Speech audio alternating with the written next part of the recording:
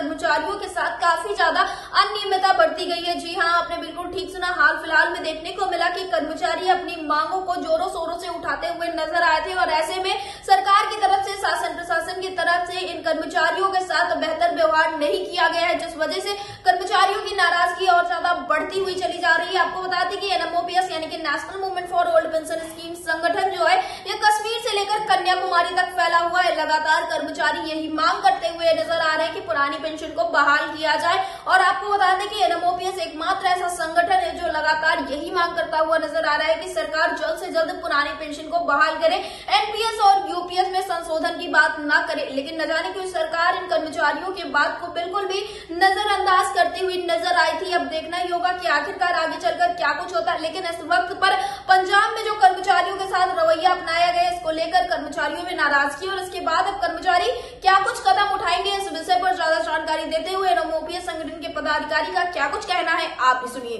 विजेंद्र जी, आपका हमारे channel angle TV पे बहुत बहुत स्वागत है। धन्यवाद मैडम। विजेंद्र जी, जैसा कि देखने को मिल रहा है, इस बार तस्वीरें भी निकलकर सामने आई है कि कर्मचारियों के साथ काफी ज्यादा अनियमितता बढ़ती गई है। जब कर्मचारी पुरानी पेंशन बहाली की मांग कर रहे थे, देखने को मिला कि उसमें सभी कर्मचारी थे। साथ में जो सरकार महिला सशक्तिकरण नारी वंदन की बात करती है, वहीं पर देखने को मिला है कि उनके ऊपर पानी के टैंकर तक चलवा दिए गए हैं, जिससे कहीं ना कहीं कर्मचारियों में नाराजगी है। तो क्या कुछ कहना है इस रवैये पर आपका? मधुलिका जी, आपने देखा होगा कि अरविंद केजरीवाल जी जो आम आदमी पार्टी के संयोजक हैं जी, और उनके जितने भी नेता हैं जी, वो जहां भी चुनाव होते हैं और उनकी पार्टी में चुनाव लड़ रही होती है तो हर राज्य में जाकर ये वादा करते हैं कि हम हमारी सरकार आप बनाओगे, हमारा साथ दोगे जी, तो हम 3 महीने के अंदर अंदर पुरानी पेंशन नीति को बहाल करेंगे। जी, पहले दिल्ली में उनकी सरकार थी, लेकिन दिल्ली में वो हमेशा एक बहाना बनाते रहे कि हमने तो प्रस्ताव पारित करके विधानसभा में उपराज्यपाल को भेज दिया, लेकिन केंद्र सरकार उसमें रोड़े अटकाने का काम कर रही है।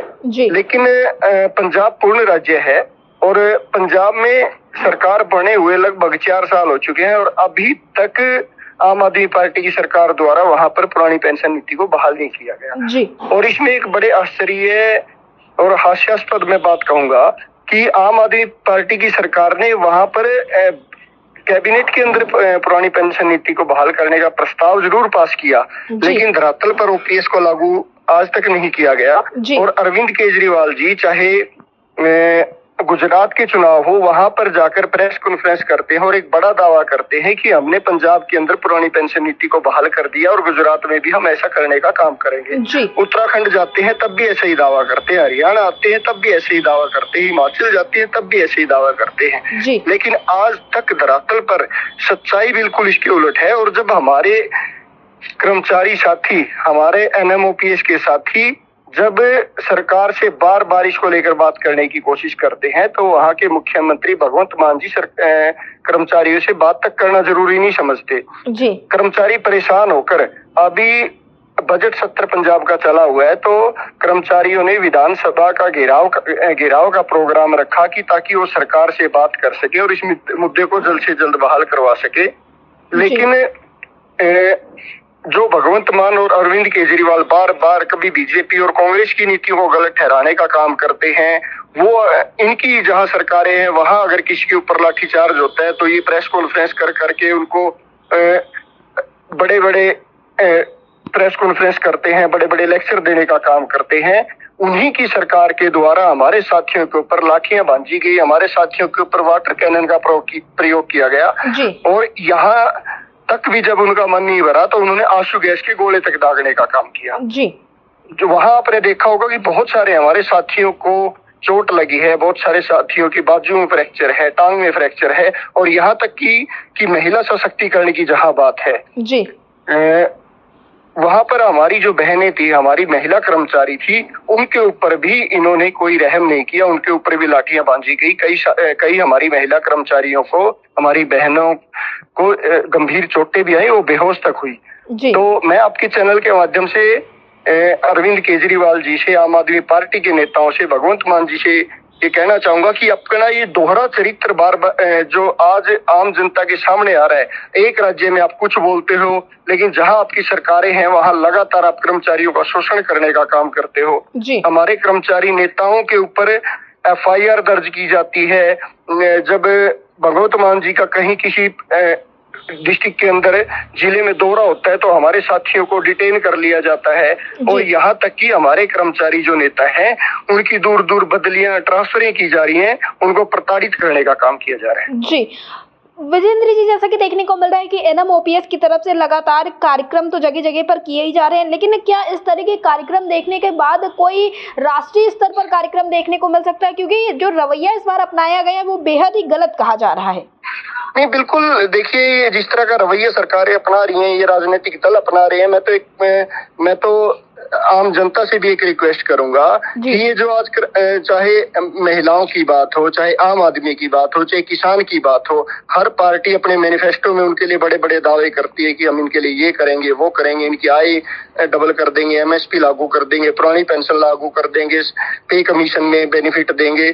लेकिन जब धरातल पर कुछ करने की बात आती है तो ये इसके बिल्कुल विपरीत होता है। मैं तो यहाँ तक कहूंगा कि सुप्रीम कोर्ट को भी इसके अंदर संज्ञान लेना चाहिए और उनको एक ऐसा आदेश पारित करना चाहिए कि जो मैनिफेस्टो के अंदर झूठे वादे होते हैं उसको लेकर इनके ऊपर कानून बने, इनके ऊपर केस दर्ज होना चाहिए पार्टियों के ऊपर। और जो पार्टी झूठे वादे करती है, मैनिफेस्टो के वादों को पूरा नहीं करती, तो उन राजनीतिक दलों की सदस्यता तक रद्द हो जानी चाहिए। मैं तो यहाँ तक दावा करने का काम करूंगा।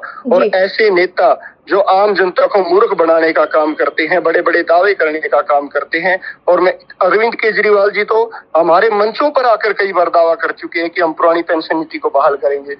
उनके नेता उत्तर प्रदेश में दावा करते हैं कि हम हमारी सरकार बनी तो पुरानी पेंशन बहाल करेंगे, लेकिन जब पंजाब की बात आती है तो वहां पर लाठियां डंडे हमारे ऊपर चलाए जाते हैं। जी, मेरा आपसे अंतिम सवाल यही है विजेंद्र जी की जो सभी कर्मचारी हैं उनसे आप क्या कुछ कहना चाहेंगे जो हर जगह पे अलग अलग तरह के कार्यक्रम कर रहे हैं और इस तरह से उनके ऊपर दबाव बनाया जा रहा है? मैं तो हमारे कर्मचारी साथियों को कहूंगा कि आप मजबूत रहें, आपका नेतृत्व मजबूत है, हमारा मनोबल मजबूत है। निश्चित तौर पर हम ऐसे झूठे वादे करने वाली सरकारों को भी सबक सिखाने का काम करेंगे, उनको झुकना भी पड़ेगा। और एक बड़े शर्म की बात ये है कि भगवंत मान अभी बजट सत्र के अंदर ही ये दावा करते हैं कि हमने 4 साल के अंदर अंदर हमारे जितने वादे थे उनको पूरा कर दिया।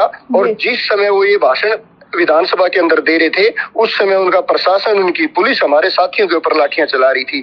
तो इससे दुखद और कुछ नहीं हो सकता। तो कर्मचारी साथियों को समझना होगा, इन दलगत इन नेताओं की अंधभक्ति छोड़कर मजबूती के साथ हमारे साथ आना होगा, एनएमओपीएस का साथ देना होगा। निश्चित तौर पर हम बड़े से बड़े तानाशाह को झुकाकर पुरानी पेंशन नीति को जल्द बहाल करवाने का काम करेंगे। और निश्चित तौर पर जैसे कि आपने कहा था कि राष्ट्रीय स्तर पर कोई कार्यक्रम देखने को मिलेगा, मैं आपके चैनल के माध्यम से हमारे संगठन का मुख्य संगठन सचिव होने के नाते दावे के साथ कहता हूँ, आम आदमी पार्टी का पूरे राष्ट्रीय स्तर पर विरोध भी किया जाएगा इस बात को लेकर।